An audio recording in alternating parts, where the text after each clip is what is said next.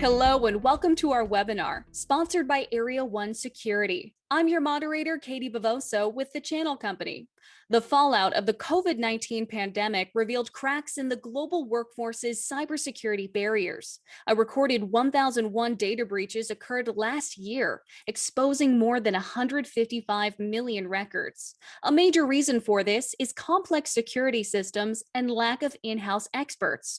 Your clients not only need help protecting themselves, they also need to understand how they can avoid becoming targets.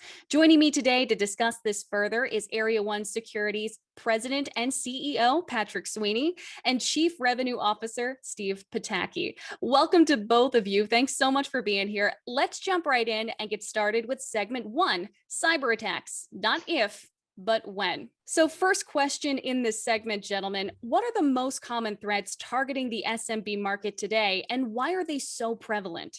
There are two that are in the news headlines every day. The most obvious one is ransomware, and you look at Colonial Pipeline, you take a look at so many SolarWinds, and what you wind up seeing is that ransomware itself is predominant in the marketplace today, and it's attacking virtually everyone, whether you're a small company, medium, large, it doesn't matter. Even individuals are really getting hit. It's very, very painful. It's humiliating. It's financially destructive. So that's a big one. The other one that's really an emerging one is business email compromise. Also goes by the name supply chain threats and things of that nature, where you are interacting with another entity and you should be trusting that other entity, but you can't trust the other entity and you don't know it. And what ends up happening is that dollars are extracted from you, information, confidential information, what may be bank accounts, can be any numbers of things. So the two are ransomware on the one side, and business email compromises, which we will refer to as BECs going forward. Well, Patrick, you bring up a great point. We do see these headlines talking about ransomware and these other attacks. So my big question is, why is this still a problem at this point? And what tools, resources, or information are small to mid-sized businesses lacking to protect themselves? Let's see, where would we begin? So it should in a way be a solved problem, but it isn't, and it's not going to be. That's the reality. There's too much financial incentive, too many creative individuals, too many nefarious individuals, and actually state-sponsored entities that are going to keep driving this market forward. And there's just tremendous amounts of innovation that require countermeasures. And so as long as you are really on top of things and deploying a good set of countermeasures, you stand a very, very good chance of being relatively safe. And that's where everyone comes into play. On business email compromises, it gets even more difficult because it's incredibly complex because, and we'll talk about this a little bit more later, there's no payload. There's no thing to analyze. There's nothing I'm going to download to you, Katie, that is going to trigger an automated system to jump in there and say, hey, I've done a code detonation and I understand this is bad and nefarious. There's nothing, there's simply trust going on. And so that makes it really, really difficult. That actually brings me into number three very, very smoothly, because as an end user, I assume the applications I'm using are made to protect my information. But can businesses rely on the native tools of their cloud applications to catch all nefarious emails? Why or why not? Well, hi, Katie. Thanks for having us. We really appreciate the opportunity to talk to the partners.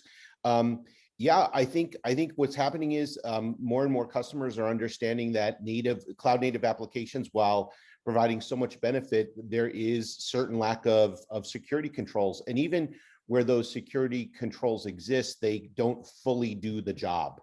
And so you want to take advantage of migration to the cloud and all the benefits of ease of deployment and scale that those bring, but you also have to ensure that the security posture of those apps will deliver what you need to deliver. And that's where I think companies like Area One come in to help provide that additional coverage, that ability to safely deploy those applications. And we'll absolutely be talking about Area One specifically more in just a moment. But last question in this segment, Steve, how should solution providers be approaching these issues, and what solutions should they focus on providing their clients? Yeah, it's a great question. And number one, I think something else I want to mention is, especially for smaller businesses who feel like, why am I not protected? But this is a problem that that affects businesses of all sizes. We really see that in our day-to-day, from the largest of enterprises and governments down to very, very small businesses. No one is immune to the threat, right? It affects every business of every size. And as we'll talk about more with supply chain, it's often some smaller entities that will be attacked to provide entree to larger entities. So it's a problem that is pervasive. And I think the number one thing that I would want to compel partners to think about today is helping educate their partners on the risk. This is a threat space that is very dynamic. It moves very quickly. We see this with the headlines, how frequently the headlines pop up around this. And so I think the number one role of the channel today, and what we're really stressing is, customer education, working with your customers to help them understand the nature of the threat, and also to provide a level of visibility through some type of assessment and other things to help really understand what are my gaps in my current security, whether I'm still using legacy solutions or I'm migrating to the cloud, wherever I am in that cloud migration journey. A partner can come in truly as the trusted advisor, which is what every partner wants to be for their customer, and give them visibility, help assess that gap, quantify the risks, and show them the path forward to what a clean inbox can really look like for their business. That's the dream right there, a clean inbox. Let's move on to segment 2. What is Area 1 security? So I would imagine that both of you would be highly skilled in answering this first question. So question 1, how would you describe what Area 1 is, and what is its focus as a company? So number one, since 95% of all cybersecurity attacks start with email, we are an cloud native email security solution that stops phishing. And the vision very much is inbox.clean, right? Where we desire to get to that stage where when you look into your email, you can be confident, you can be secure, and you know that you're going to be secure. And we do that in a very innovative way, which is we have 2 really strong vectors of security attack. And one of which is, rather than waiting and making an assessment at the last minute when we see an email as to what dangers may exist, Area 1 is preemptive. We go out and we quite literally scan the entire internet. We look for the infrastructure that is being used by nefarious companies and entities and state actors to attack. And through that preemption, we have a great deal of advanced knowledge. And then we combine that with machine learning, with computer vision, with all the code detonation techniques that you would expect. And when we combine those 2 things, we achieve a higher efficacy of security for companies. Beyond the technology, we're also a company that very deliberately is focused on bringing the technology to market through the channel. Both Patrick and I have a long history in the channel. I won't say how long, but and we work together in companies that really leverage the channel. And so we made a decision early on that while we sell to some of the largest enterprises on the planet, and all the way down through, as you mentioned, the SMB, it's a problem that needs to be solved locally. It needs the touch of the channel. So we're very deliberately building Area 1 to be dependent on the channel and to work with the channel in the most collaborative way possible. Well, Steve, there's a lot of competition in the channel. That's what makes it so exciting to work in. So what makes Area 1 stand out next to competing vendors? Great question. I mean, number one is we started the channel last year. We built our program from the ground up with a collective between myself and our channel chief, Don Ringstaff. We've got 60 plus years. You add in Patrick's experience and the rest of the company, you got over 100 years of channel experience here. So we took all the best of all of our blueprints and created what I think is really a killer channel program for folks to work through. And it's got all of the components you would expect in terms of profitability programs and enablement programs and all that stuff. But let's be honest, for a lot of partners, those things are table stakes. One of the things that I think makes us so unique, and this is something that Patrick really spearheaded in terms of development, is this is a problem that you need to show the customer what is happening in their network. As a matter of fact, Gartner last year in 2020 came out and mentioned the number one thing in one of their reports on email security, the number one thing they stress for companies of all sizes, doesn't matter who you are, please assess the gaps in your current email security, because the space is moving so quickly, because the legacy solution is no longer protecting against modern threats, you must test and figure out what's happening, get that visibility into your network, into the threats. And so we really took that to heart and said, how can we make the channel front and center and be a piece of that? So first and foremost, we protect every one of our channel partners for free, 100%, no questions asked. Patrick mentioned supply chain, and that's so important. And we've got this theory that as a channel partner, you are part of your customer's supply chain. You're a vendor in their supply chain. The last thing you want to do as a partner is be leveraged in an attack against your customer. So how do you do that? As Patrick said, inbox.clean. You keep a clean inbox. So we go through and we help our partners do their own risk assessment. So one of the first steps in our recruiting process is we do a phishing risk assessment for the partner. They find what's happening in their network. They implement Area 1 for free. Now they are clean. They're not going to be part of the supply chain. Then we take that same methodology and teach the partner how to go very simply deploy a phishing risk assessment for their customer. So this falls into the bucket of, let me show you, not just tell you what's going on with your current email security and what's happening in your network.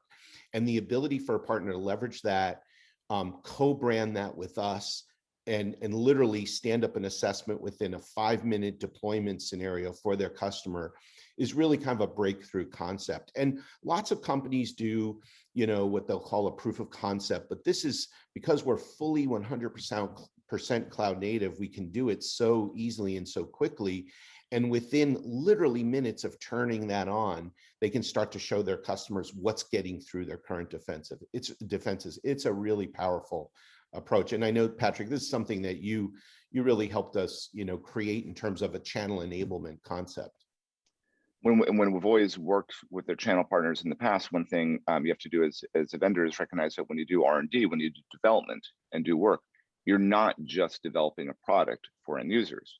You need to make sure that your channel partners, your trusted security advisors, can easily and quickly and profitably deploy these tools. So you have to develop tech that is very, very channel focused. What Steve's referencing here is we developed a phishing risk assessment report, and we jokingly say it takes 30 seconds to basically deploy and 5 minutes to finish your coffee. And that's roughly true. So using mechanisms of cloud native email security solutions and all the great architecture that exists, we can help a channel partner start an assessment in about 30 seconds to 3 minutes. And then they will see all the things that are actually getting through whatever security mechanisms they have. Once they do that, and we're partners, they can then turn around and do that for every single customer without a problem, without a hassle, without technical limitations. And what they get is this beautiful, gorgeous, thorough report that is co-logoed with the channel partner that they can provide to their customer. And I'll show them.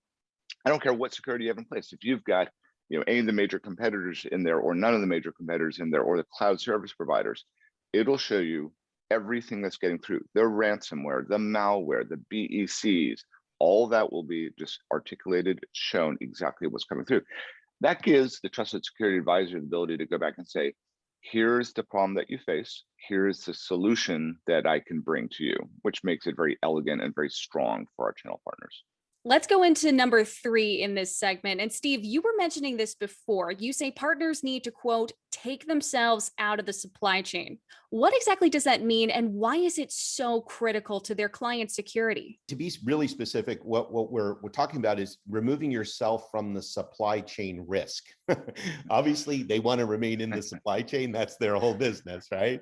Is providing, awesome security solutions for their customers. But any company, any entity that does business with another entity, if not properly protected, does represent a risk to their customers in the fact that their infrastructure could be leveraged.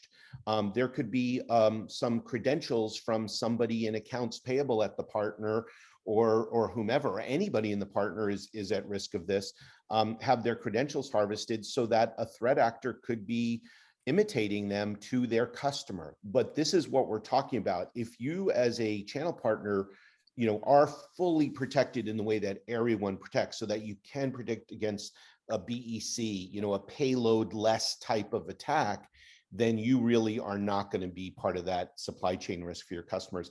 I think as a channel partner, that's a really powerful message. If I'm coming to you as your trusted advisor and saying, hey, we want to protect you against these really advanced, threats, the business email compromises. We use this in our business. Here's how we do it. And this is now means that I'm not going to present that risk to you as one of your vendors. I think that's a great conversation to go have with your customers. Absolutely. Number 4 here is something I always love to learn more about. And basically, this is where the both of you get to tell me a story. Can you give me a success story in which a partner was able to protect their client thanks to an Area 1 solution and support? Sure. Let me give you a couple of different examples, and we can talk about a small fraud, and we can talk about a big fraud that's been prevented. Now, BECs, business email compromises, they come in 4 flavors, right?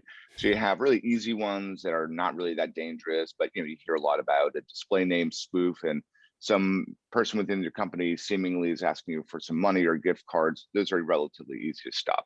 Type 2 BECs, a little bit more dangerous, a little bit more of an issue. There's an account compromise. They ask you to take an action because it looks like it's an employee within your company. But the big ones, the hard ones, is what Steve's alluding to, is supply chain fraud. And this is where you, as a trusted security advisor, are trying to advise your customers on how to protect themselves in the situation where you receive perhaps an invoice, or you are trying to be paid, or you're trying to pay someone, and you've got a thread of emails going back and forth, and it's legit.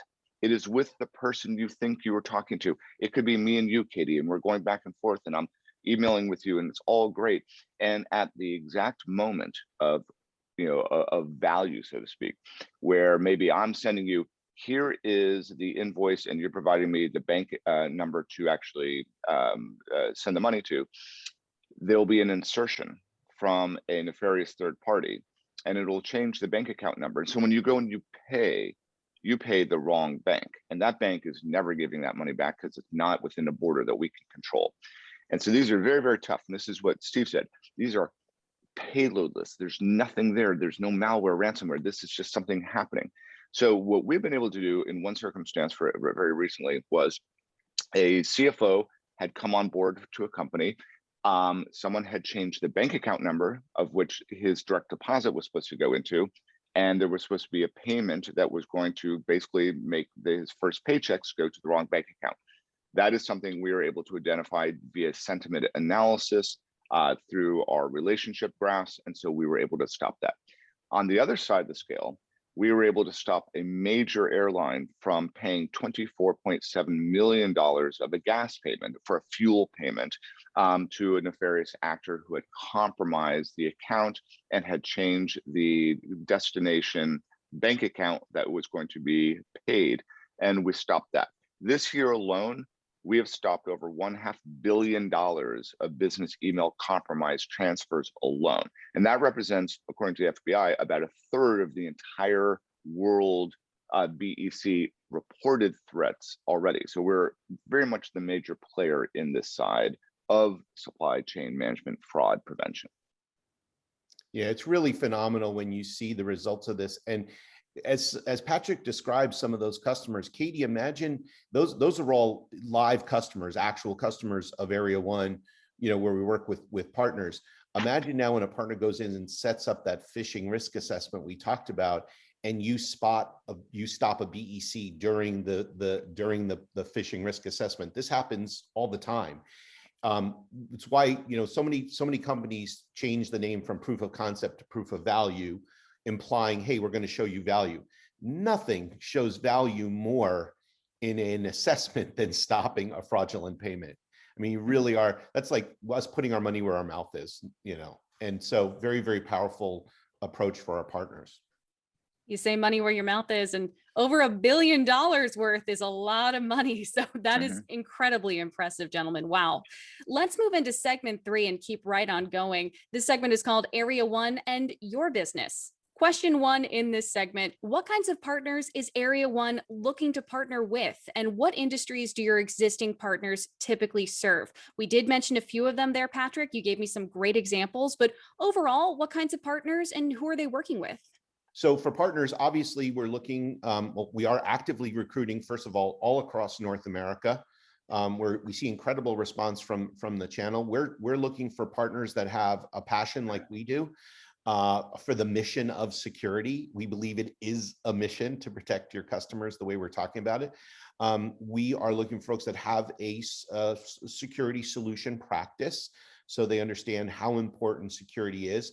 I'm not as concerned if it's a dedicated, I'm a security only company, because we've seen, Katie, in the channel, it's really evolved that you have to have security as a part of pretty much any practice you have, but having experience, having sales and technical resources in the security space really matters to us. We're looking not only for folks that are reselling technology, but also managed security service providers. As you can imagine, as Patrick described, being able to turn on our service, do a phishing risk assessment within literally 30 seconds or a couple of minutes, that lends itself, our tech lends itself beautifully to managed security service providers, MSSPs, as we like to call them. So resellers of the technology, managed security providers, folks that have large email application practices, so a Gmail practice and an O365 practice, bringing those solutions to their customers and be able to show them, here's a whole different way to secure that in a way that really makes sense, that really protects you. And so cloud solution providers as well.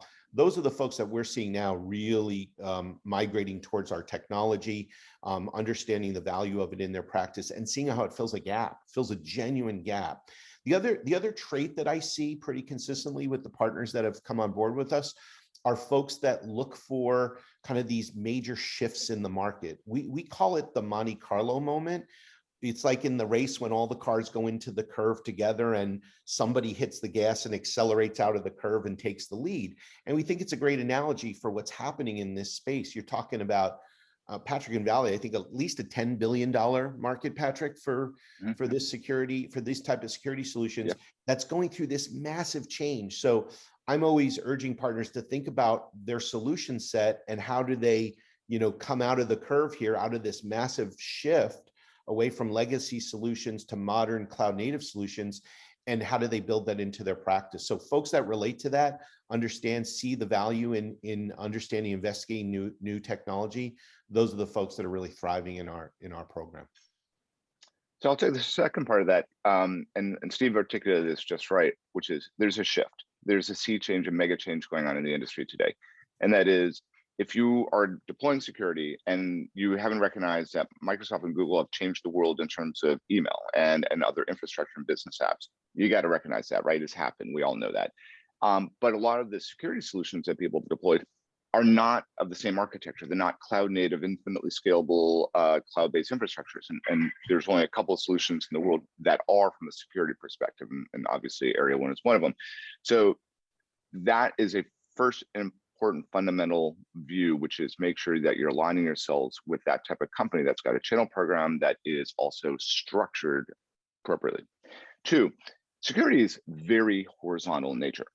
Everyone is subject to it. Everyone has to have it. So when we talk about verticalization or areas of expertise, we talk about where we've seen tremendous adoption first, but we're going to be everywhere.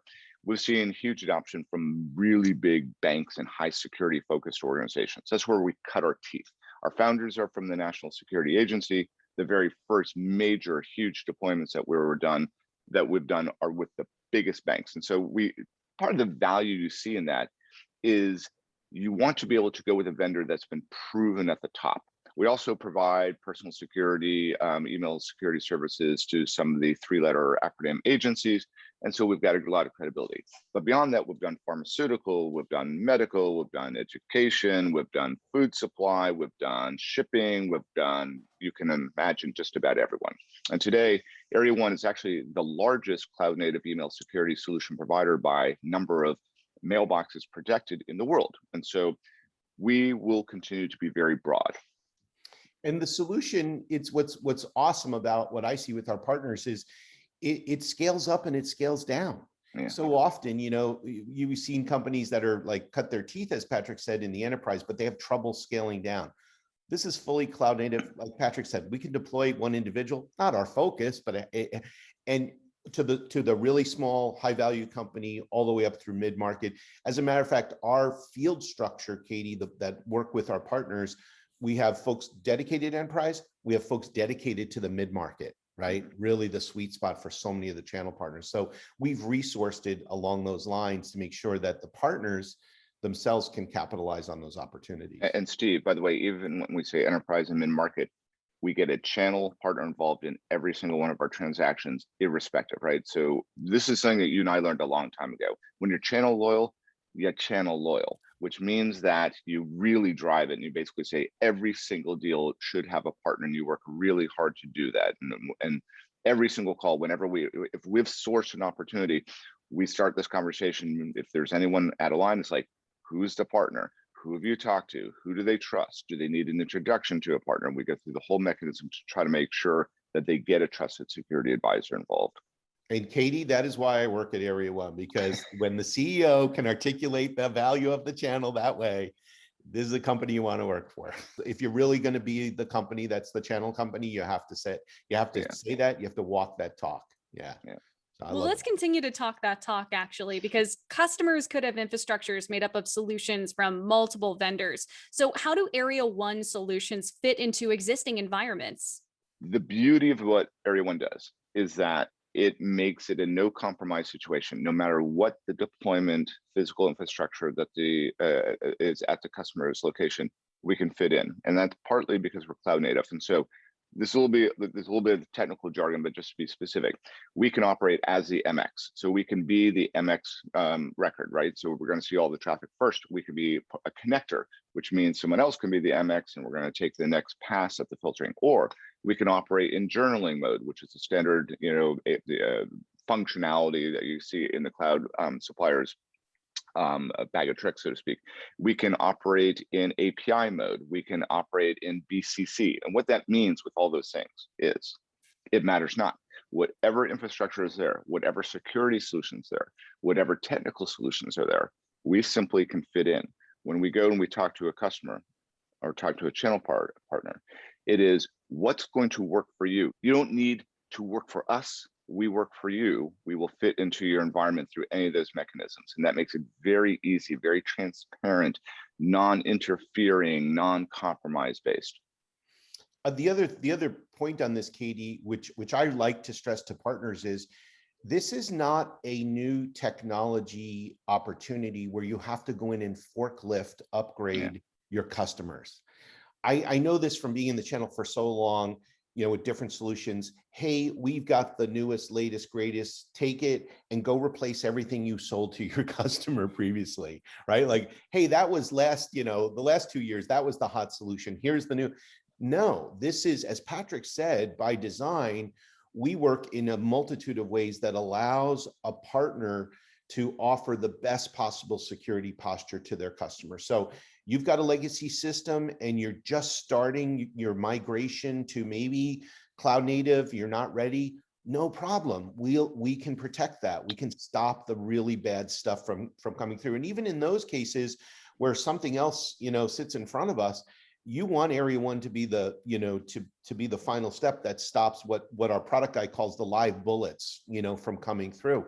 If you're deeper into your journey, and you're ready to go cloud native app with just Area One, we have many, many customers we protect that way. So this dialogue, it allows really, truly consultative dialogue. It allows the partner to have, and not just go in and try to sell you the next thing and forklift upgrade, maybe protect some of your investment, or just map to where the customer is in their buying journey. That's so important. Well, this next question, I feel like it's a how much time you got question, but if you can tell me as concisely as possible, what value does Area One provide to partners' businesses?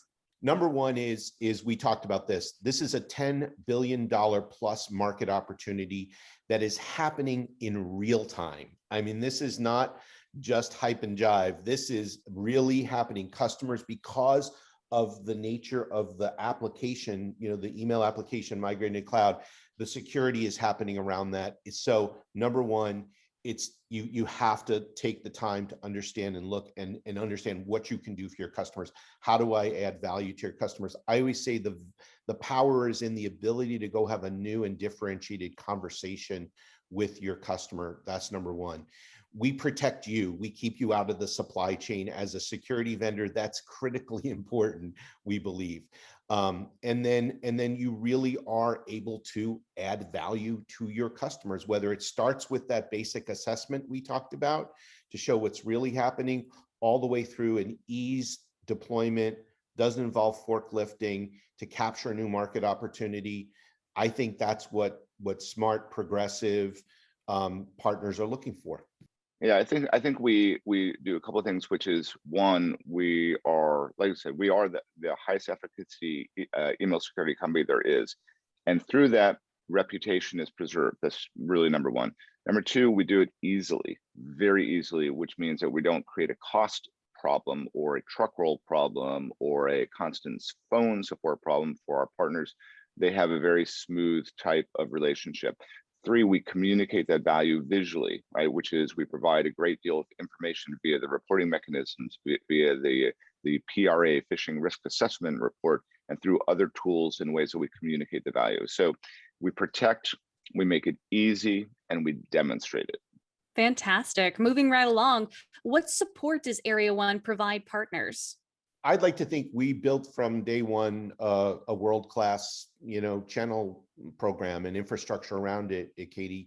Like we talked about at the top of the session, a lot of experience, a lot of great blueprints that we bring with us, and how do we implement those uniquely here for Area One. So I think number one is the ability to prove the value to your customer. That's number one. Patrick, we've talked about the phishing risk assessment, all the effort we put into not just creating that mechanism, but then as Patrick talked about, this really elegant report that gets generated, co-logoed report that shows the customer exactly what's going on in there with their email security, which individuals are being targeted, what types of attacks, it goes on and on. So putting the effort into that, I think, is really a major, I think that's a hallmark of the way we want to embrace and work with channel partners. We have a field team that is 100% oriented towards partners. It's, as Patrick said, every deal opportunity starts with who's the partner, who are we working with in this. That's, you can't fake that. That's real. We just stood up our brand new online learning portal. So all the modern things you would want to see to make it easy, as Patrick said, easy, hit the easy button, right, on doing business with us. We know the value of making it easy for the channel to do business with us. So all of those exist. And then we were very, very specific and deliberate in how we created our profitability model for partners. We call it reward for value.